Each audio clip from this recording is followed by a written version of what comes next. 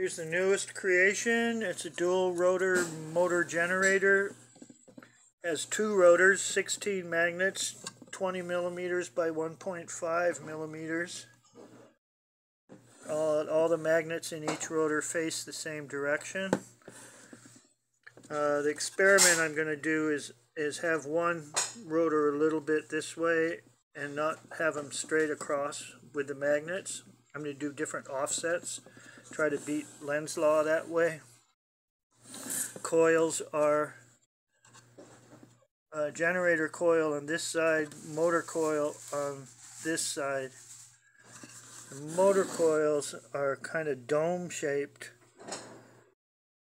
and there's a bit of the ferrite core sticking out, and the ferrite core is 45 millimeters by 5 millimeters, and on each end I have the ferrite core sticking out just a little bit, see there, to make sure that it's exactly 45 millimeters between the two rotors. And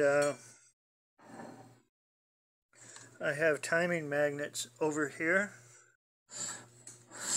wrong side. Timing magnets, 16 of them, those small magnets, they're 2 millimeters wide. This hole is going to have some sort of Hall effect holder here that'll slide a little bit, so I can adjust the timing while it's going. Has skateboard bearings each side, and 2/3 of the core is motor coil, is generator coil, sorry, 2/3 is generator coil, 1/3 is motor coil. And so there's 4 leads, 2 are for motor and 2 are for generator. I have 8 coils in series, and actually 8 generator coils in series, 8 motor coils in series. The motor coils are 21.6 ohms when they're all in series, all 8 of them. Generator coils are 16.7 ohms when they're all in series. And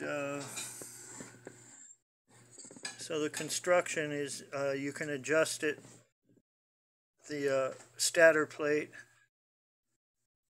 this way or that way, and get that air gap perfect. And now I'm going to spin it. It has a really good sound when it spins, and it feels like it has some motor effect to it with the 18 all facing same direction magnets. 16 all direction facing magnets against the 8 ferrite cores and coils. My next one I'm going to make, I'm going to have north-south magnets. North-south, north-south, north-south, not all facing the same as this one is. This is supposed to be a copy of what I had in Belarus, but this has some nice 3D printed rotors that a guy named Reza made for me. And here I go. I'm going to spin this. And you can hear the growl. Just spin it by hand. Okay, hold on a sec. Okay, here we go. I'm going to spin it by hand.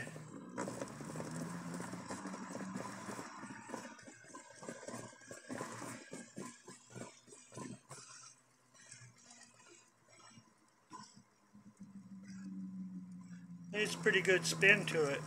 It seems like there's a little bit of motor effect. Takes a while to spin down.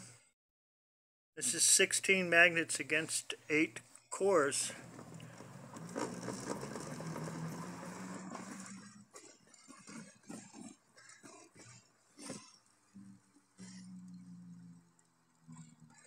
Okay, so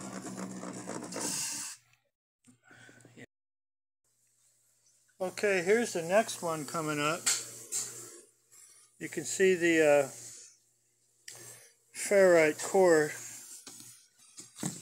sticking out a little bit on these are the generator coils. And on this one, I have Litz wire coils for the motor, and the cores are not sticking out a little bit on these. They're back inside a little bit. So this is the next one I'm making. Litz wire motor coils. I expect the draw to be less. And so that's a stator plate for the next one coming up. Here's some new rotors for number 3. And these are made out of carbon fiber, 3D printed. Reza made these for me. Good guy. And what else? And here's a couple new rotors that are going to go on this. And these are north, south, north, south, north, south. So it should make a real good AC. While this one's kind of making a collapsing field in between each one AC, I guess you'd call it. And note I have 8 magnets here, not 16, so I'm going to have 2 Hall effects. One here and one here, and so one will, I can send in alternating DC for AC input. And same with the output.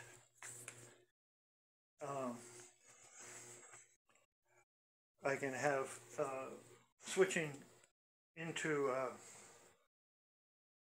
hold on a sec.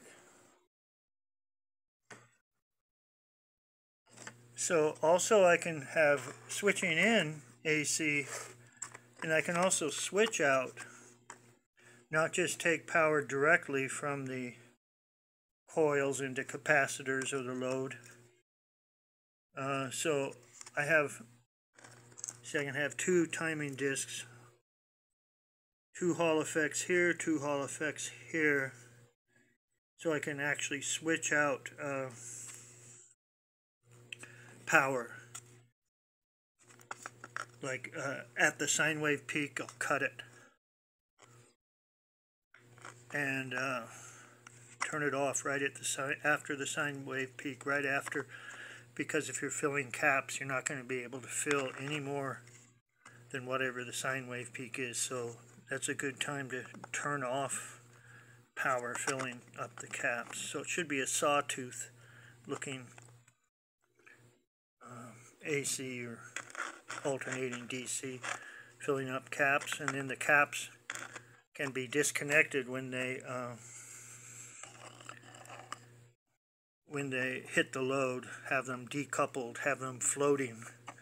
Fill the caps by themselves, disconnect, decouple, float the cap, and then hit the load at that time.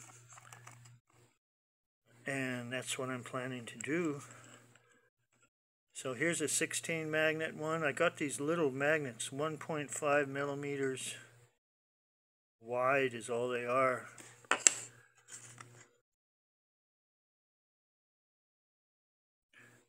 Put them in there with super glue. Well, these are 2 millimeters wide. So whatever. Now, here's how I'm going to send power in. It's just a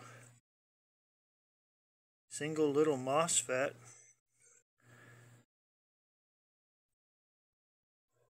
And have a 4422 chip, or maybe it's a 21, not sure. And a Hall effect.